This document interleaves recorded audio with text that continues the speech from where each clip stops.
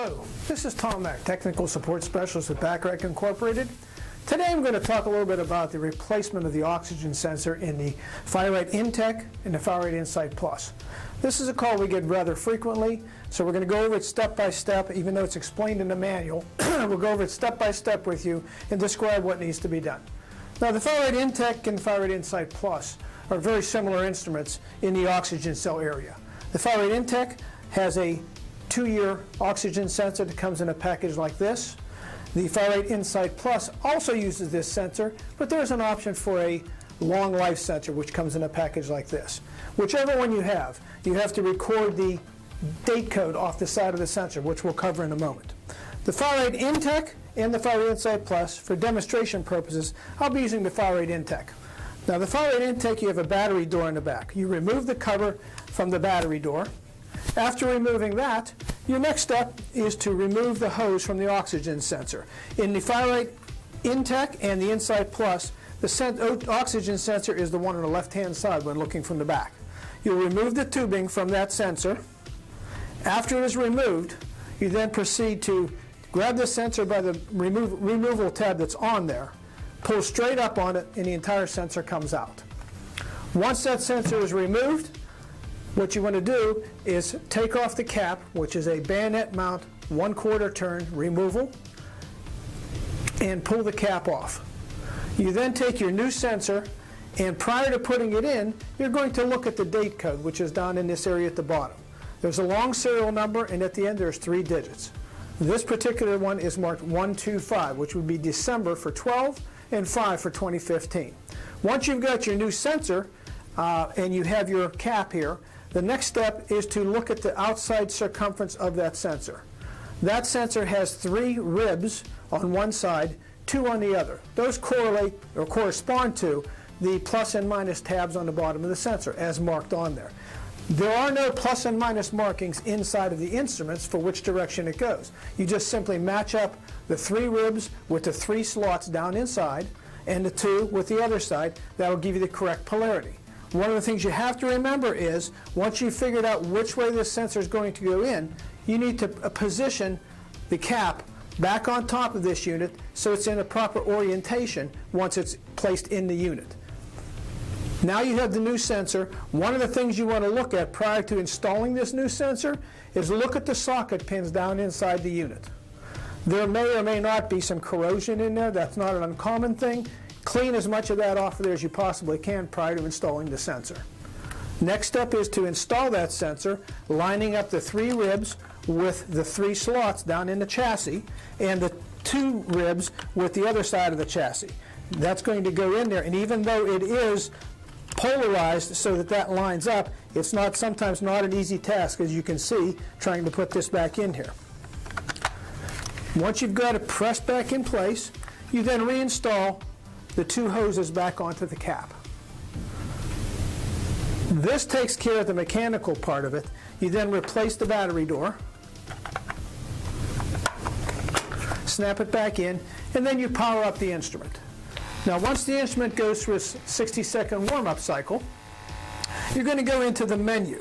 And in the menu, you're going to enter the date code that you recorded off of that new sensor prior to putting it in there. The instrument itself has a date code area under the setup menu, or under diagnostics. You're going to go into the diagnostics menu on the front panel, press the enter key. Once you're in there, there's one that says O2 sensor life. You're going to scroll down to that one, press the enter key again. F3 key on the front panel is a reset. It's probably going to tell you at that point, replace O2 sensor, since it has the old date from the old sensor in there. You're then going to press the F3 button, which brings up a menu that says enter O2 date code. You will scroll through and change that date code to the number that you had recorded earlier. In this case, 125 for this particular sensor. And we will scroll through to that, and once we get it set for 125, you then press the enter key. That then brings up another section that says verify the month and year on the clock. This is to make sure that the clock is set correctly. Just verify that it is correct. If it is not correct, you adjust it up and down at this point for the correct day, a month, and year of when what the date is in the clock. If it's okay, you just press the enter key. Your O2 sensor light screen will then show O2 sensor good. Now the replacement of the O2 sensor on the Fire-Rate Insight Plus is identically the same, except if you have a long life sensor. It's a little bit different in that that sensor does not pull straight up out with the cap. What happens is you have to remove the tubing on both sides of the O2 sensor, and on this particular one, what you're going to do is it's a quarter turn of the cap to lift it off, and then you have to reach down inside and pull that sensor out. It's a polarized connection. It goes in one way. You have 3 pins on the bottom, match up with the pins down in the PC board. It's only going to go in one way. So once you've got it back in there again, put the new one back in, place the cap on top, do a quarter turn to the right to lock it in position, place your tubing back on. The setting of the date code for the long life sensor in the Insight Plus or the standard 2-year sensor in both the Insight Plus and the InTech basically is identically the same, except one of the things we've run across from end users is sometimes when they change out a long life O2 sensor, inadvertently somehow the type of sensor that is listed in the setup menu is incorrect, and that will give errors as you're going through the unit. But you do the same thing. You scroll down to the diagnostic menu, into the O2 sensor life, you go into the reset, you set the date code accordingly. We're going to assume that this one is 125 as well, so we will change that to 125. We will then hit the enter key. Again, you get a verify month and year, press the enter key again, it should say good. If you've changed the sensor and it does not say good at that point, you need to go into the setup menu, back out to the setup menu, and verify that the type of O2 sensor you have selected is correct. In this case, it would be the long life. You have standard and long life as your choices. You highlight in black whatever type sensor it is, hit the enter key. It'll then tell you to enter the O2 date code again in case you didn't do that already. Hit the enter key again. It'll ask for a verification of the month and year. Hit the enter key again, and at that point, you're all ready to run.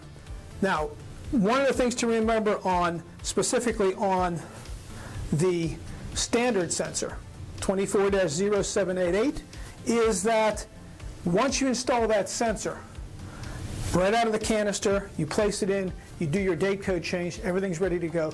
You should hold off for at least a minimum of 1 hour prior to using that device for taking measurements, because that sensor sitting in the carton has no load.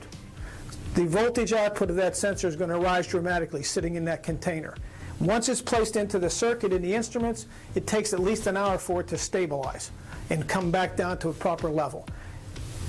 It's better if you can do it towards the end of the day and let it sit overnight, but before you use it. But if you can't wait that long, 1 hour is normally sufficient. That will keep your numbers from dropping. We've had several instances, people have changed this, they go to take a reading, and their oxygen reading keeps continuously dropping, and that's a factor of just not letting this warm up enough and stabilizing the circuit. That pretty much covers the changing of the oxygen sensors, some of the highlights. After going through it, it's a relatively simple, straightforward procedure. It is described in detail in the manuals. If you need anything other than what's in the manuals, you can always call our technical support line. We'll be glad to help you out. This is just another one of the many reasons why Bacharach is the measurable difference.